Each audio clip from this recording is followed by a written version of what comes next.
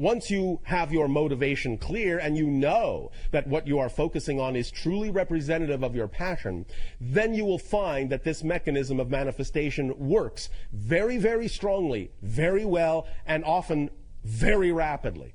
But the idea, again, is that you cannot worry it there. You cannot make it happen. You cannot insist that it must happen at a certain time and in a certain way, because then you are once again putting conditions on it. You are not allowing yourself to truly let it go. You are not allowing thus then the higher mind to do its job. You're actually blocking the entire process by keeping, in a sense, the control, or trying to keep control of the situation within the physical realm. And the physical realm is not designed to handle energy in that way. It does not have the ability. It does not have the capacity to do the job of the higher self. It simply doesn't work in physical reality that way. It would be as if you dove down under the sea with your breathing apparatus, and then instead of allowing yourself to rise to the surface and taking your mask off, taking your breathing apparatus off, and taking a deep breath up there to go back into that realm, it is as if you are insisting, by trying to control it in physical reality, it is as if you are taking off your mask, taking off your breathing apparatus underwater, and inhaling, and wondering why you start choking, and wondering why you cannot see that far anymore, why things are suddenly murky and muddy, and why you are suddenly drowning. The idea is you must allow yourself, your whole self, to participate in this idea of creation of your reality. And you are not a whole self. You are not a whole person unless you allow the physical mind and the higher mind to work in concert. We know many of you have been taught to think that the idea of the higher mind, being that it is non-physical, is somehow not really a part of who you are as a person. It's something else, somewhere else, on another plane, on another level, and has nothing to do with what you're supposed to be doing as a personality in terms of guiding yourself through life. But that is not the case. In order to actually move through physical reality as a whole person, you need the back and forth. You need to work in concert. You need a partnership between physical mind and higher mind so that you can actually function as a whole person and use each component in the way it was designed to be used, so that you can then allow the mechanism of manifestation and the creation of your reality to work in an effortless and aligned way with the idea of the vibration of yourself as a total being. So, the idea of the power of paradox in this manifestation mechanism is also working in the opposite direction. For as you allow yourself to have the intensity of focus on your highest passion, and you allow that energy to build up to a pinpoint, a white-hot pinpoint of concentrational focus and imagery and energy and emotional feeling, bringing it to that fever pitch, and then as you let it go, the idea that is moving in the opposite direction is the issue of concentration and expansion. The idea here is that as you actually concentrate, in a sense, as you bring things down to a pinpoint, you're actually raising the frequency, you're actually expanding the frequency of your energy by focusing it down to such a small focus, small passionate pinpoint. You're actually expanding your energy in a sense, building it up. In that sense, reaching out, letting it expand, because you are now focused solely on your passion, more in alignment with your true core natural self, so your energy will expand. As you let go, in a sense, the energy then collapses back to your physical self. But as it has done so, it is similar to what your physicists call the collapse of the waveform. What this means is, as you focus and as you concentrate, and as you expand and expand and expand your energy bubble, you are containing all probable ways of manifestation that are best for you, that could occur. You're expanding your probability net. And as soon as you then surrender and let it go, and that energy bubble collapses back down to your immediate reality, you are allowing the bubble to then automatically choose the highest probabilities that will actually help you bring the manifestation into your awareness. So this is the paradoxical mechanism, is as you focus, as you concentrate, as you, in a sense, narrow your field of view on the thing that you are most passionate about, you actually expand your bubble of energy probabilities. And as you let it go, as you release, as you surrender, you actually allow the bubble to collapse down to the most likely ways, the paths of least resistance that are there for you to bring the kind of synchronicity into your life that will most likely, most probably allow for that manifestation to occur in the most effortless, most rapid way possible. Do you understand this mechanism? Yes. All right. So now, let us move forward into the understanding that in using the power of paradox in this way, in understanding how this mechanism works, the most important factor in this entire process or permission slip is getting a handle on the beliefs themselves that are at play in this mechanism. Because it is only the beliefs, it is only the definitions that will color these mechanisms. These mechanisms work automatically. They are neutral. You don't have to do anything special in a sense to make them work. They work for everyone. They work for everyone the same. Throughout creation, they work for everyone the same. It is just what is built in to the structure and nature of existence itself. Because existence is, in that sense, constantly the fluctuation of the polarities, the fluctuation of the paradoxes. It is constantly coming and going. It is constantly creating and renewing. It is constantly, in that sense, breaking down and building up. That mechanism is built in. It is the breathing in and the breathing out. It is the yin and the yang. It is always there. You don't have to do anything special to make the mechanism work for you.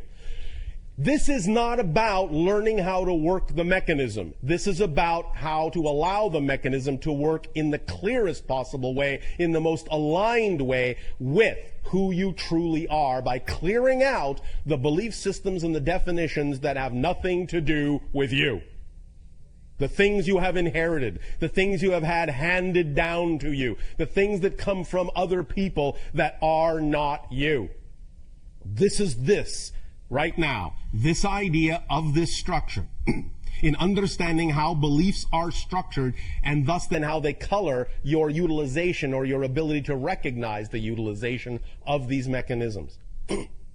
Positive beliefs, as you may observe on the diagram, are by definition, in a sense, expansive. You have a positive belief. All beliefs, even positive beliefs, have a mechanism within them that are self-reinforcing, self-perpetuating. They have to, by definition. Otherwise, if they didn't, because beliefs really are ephemeral, if they didn't have a self-reinforcing component, you would not be able to actually have a sustained, perpetuated experiential reality in that belief. You would not be able to see the manifestation of that belief if they didn't constantly perpetuate themselves, because they are constantly being chosen. Second to second to second to second to second to second to second. It may seem as if, it may appear as if in the illusion of space-time, in the illusion you create of continuity in space-time, it may seem as if once you have chosen a belief and it perpetuates itself, it may seem as if it is the exact same belief just rolling along and rolling along and rolling along. But that's not exactly what's happening.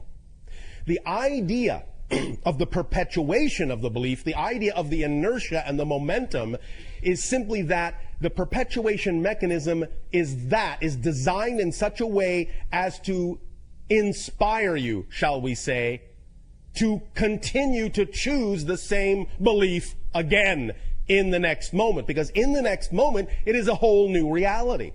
You actually have to keep choosing the belief every single nanosecond in order to actually have an experience of ongoing perpetuation. So the idea of the self-perpetuating mechanism in a belief is not that it simply has an automatic momentum that carries it through space-time. It is that it has an automatic perpetuation mechanism that seems to make it, that makes it seem like the thing to keep choosing over and over and over and over and over again. Because as you do that, you are actually creating a new reality, new reality, new reality, new reality, new reality. But if you are, in a sense, buying into the perpetuation mechanism of that belief, positive or negative, then what you're doing is creating a completely new reality every moment that looks very much like the reality you created a moment ago.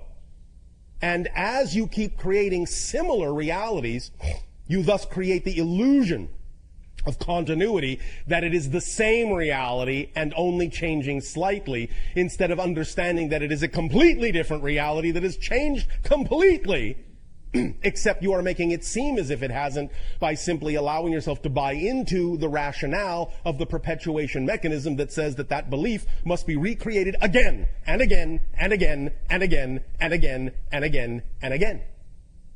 Now, when it is a positive belief, obviously this is representative of alignment with your true natural core self, and you don't mind that it is, in a sense, inspiring you to recreate it again and again and again and again. But where you have your difficulty is when you don't understand why you are recreating the negative beliefs that you say you don't prefer again and again and again and again. As you can see from the diagram, and even though this is an oversimplification, it will do to illustrate the point, because of the nature of positive beliefs being integrative in that sense, they are, in a sense, more simply structured. They don't need to be complicated. They don't need to be, in that sense, very diverse, because that is in alignment with your true natural vibration. Therefore, they are very simply structured. However, negative beliefs, because negative energy is that which dissociates, segregates, compartmentalizes, rigidizes, separates, needs a larger bag of tricks to sustain itself. Thus, it will go from the fluid, ever-expanding positive structure, the simplistic, expanding circular structure, in a sense, euphemistically, to the rigidized, crystallized, and non-expanding structure that will thus then contain several compartments and several bags of tricks that it uses to reinforce itself to make it seem like the thing to keep choosing over and over and over again. And here is where the X-ray vision comes in very importantly. You have to recognize what those tricks are, and thus then by recognizing them, by identifying them, catch yourself so that you are not then simply succumbing to the rationale that you have to keep creating and choosing to create in every new reality that belief over and over and over and over and over and over again. Let us examine some of these ideas. One of the first differences that becomes evident between the positive and negative belief system, the positive and negative definition, is that while certainly even the belief contains this perpetuation mechanism, it also always brings with it the freedom to choose. It always allows you the ability to know you can change the belief. So the first difference, one of the major differences in the negative belief, because when you operate from fear-based beliefs, it is automatically keying into what you call your survival instinct. In other words, fear-based beliefs lock into your survival instinct, your physical survival instinct, in such a manner as to first perpetuate the idea that if you don't follow this belief, if you don't perpetuate this belief, you will die. So it relies heavily on tricking you into believing that if you change that belief, there will be nothing left of you, that the belief is all-consuming, that the belief is all representative of your true self, and that if you change it, what you're doing is committing suicide. That's one of the first tricks it has up its little sleeve to allow you to perpetuate it and perpetuate it and perpetuate it, because it's a fear-based mechanism. Therefore, it is keying directly into your survival instinct mechanism and using it and amplifying and magnifying it to force you to perpetuate that belief so that you will survive.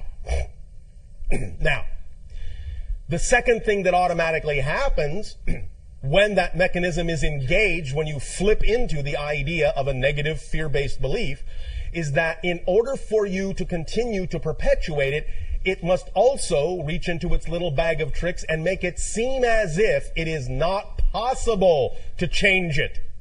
It simply cannot be changed. It simply doesn't have the ability to be changed. It must be perpetuated by its very unchangeable nature. So it traps you in a vicious circle of knowing that there simply is no way out at all, that the very nature, the very structure of the mechanism says there is no doorway here. It cannot be changed. This is where you live. There is nowhere else to go. This is your entire universe. It is eternal. It cannot change.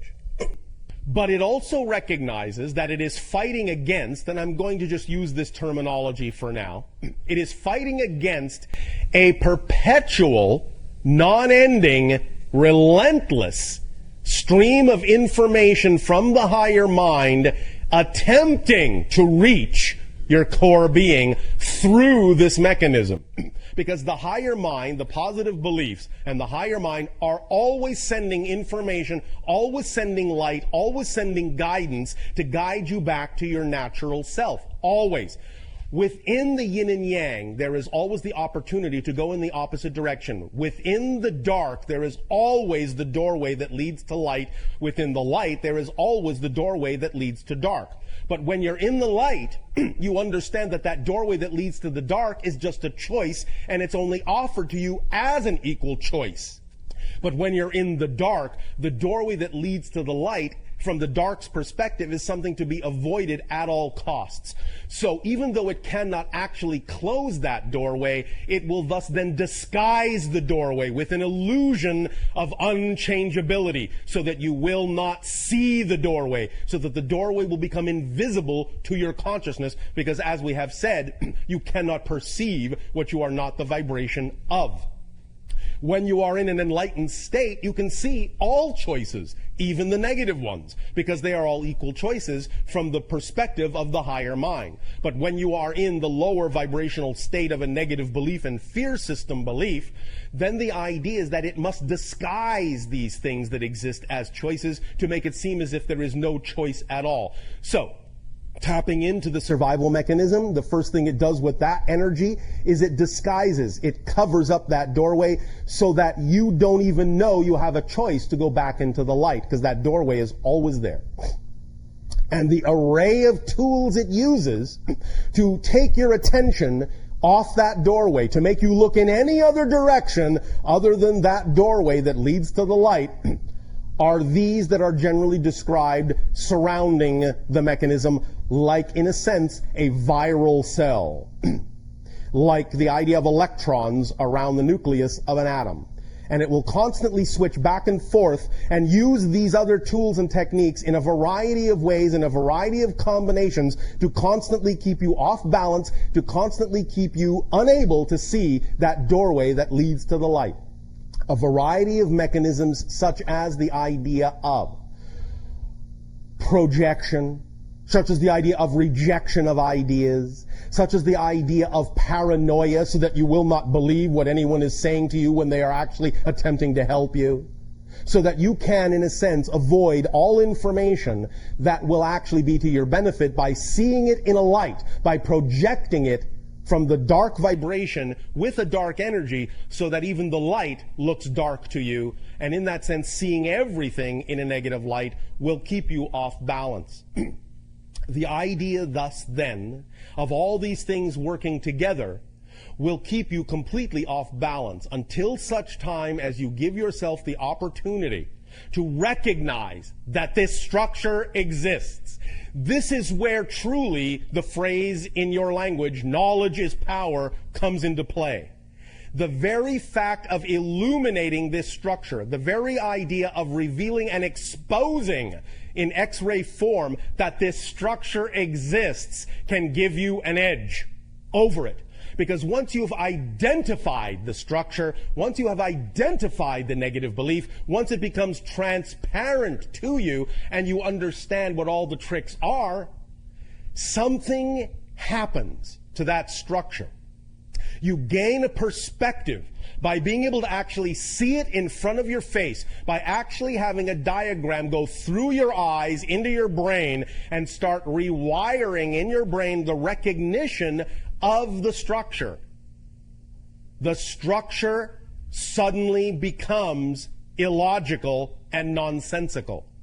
You start to see your relative position to the structure and its relative position to you. You start seeing it as nothing but an illusion, nothing but a filter, nothing but a template, overlaying the idea of your true self. And you start seeing the idea of you bouncing around in all these little crystalline rooms and being, in a sense, fooled and tricked into believing all the things that it is attempting to get you to believe, to perpetuate itself from moment to moment to moment to moment to moment. Our personal favorite trick of negative belief is the one you see called reward. This is one of its most insidious little tricks. Negative beliefs will actually use positive reinforcement to reward you for buying into the negative belief, so that you will then only recognize it as the thing to do. This is where it uses the motivational mechanism. This is where it attaches an apparently rewarding result to having chosen the negative path, and makes you feel good about yourself and makes you feel safe and protected for having chosen the safer path, which is only another way of saying the negative belief in this case. They recognize that you are similarly heading down the same road of destruction, but know that for you there is a fork that they did not take. And in so creating, the hybrid races, such as ourselves, did put upon us the task of assisting our ancestors, the Anani, to aid and assist in waking you up as you travel down that path, so that by the time it comes time to arrive at that fork in the road, you will take the one they did not take. And you will take the one that will allow you to continue. And you will take the one that will allow you to rejoin the family that they have taken from you in perpetuating themselves. The family that shall return, the first of which being the Shaloniah. As they return, as they open contact, they will bring gifts of knowledge and awareness. They will remind you of your true histories, not history in the singular, but histories, all the way back to the origins of the DNA that has plied its way through space, finally arriving in the solar system you call your own, and setting up incarnations on the planet that has been destroyed, Marduk, on the planet that has been destroyed, Mars, on the planet that has yet to be seen as whether it will live or die, the Earth, but which we know you will continue on with. For we would not at this point be speaking with you had you not taken the fork that would allow for the family reunion. We thank you for taking the fork, and even though we know these are still what you would recognize as the dark days of confusion, when it does not always seem as if you are moving toward the light, from our perspective, the gift that you have given to us of life allows us to reflect our knowing back to you that that is the road you are on, for we are on it with you. And we will never, ever leave your side. Though we may present ourselves in various ways at various times and express our beingness with you in a variety of endeavors that shall take different forms, that shall transform, always it will be with the essence of ourselves left within that endeavor that shall continue side by side with you, the Anani, our ancestors. For we thank you for the gift of life, and I thank you for my experience on my world and on yours simultaneously. I am enriched, and we are all enriched by each and every experience you allow us to have of you. For we not only discover more of ourselves on our own world, in our own reality, but we discover more of ourselves through you, through the aspects of you that are within us, as your ancestors, as your descendants, as your children. Fear not. Worry not. You will become what you desire to be. For we see you as you are in our time. And in our time, you are among the stars. And you know who you are. And in our time, there is another form of life on earth, learning its lessons, creating its experiences. But you will leave behind a few things they will ponder, and they will wonder about you and where you went. And in spirit, you will guide them. Even as in body, you will explore other worlds and assist others as we assist you. Other star systems evolving, other cultures evolving. And you will contact them, much as we have contacted you. And you will be their entities and make them wonder what lies beyond. And you will bring them up the ladder with all of us as you take your place as a full-fledged member of the Interstellar Alliance. That gathering which together synchronistically expands, enriches all who participate, all who harmonize within it. Because the core is the freedom to be the fullest individual and to learn that by being such, that this is what creates the harmony of unity. That diversity and the strengthening of your diversity, your true nature, is what allows for the harmony of the unification to express itself perfectly, and allows for continued expansion within all that is. We share with you our beating heart, for it is with the unconditional love of all that is that we speak with you, and that we remind you to know yourselves fully.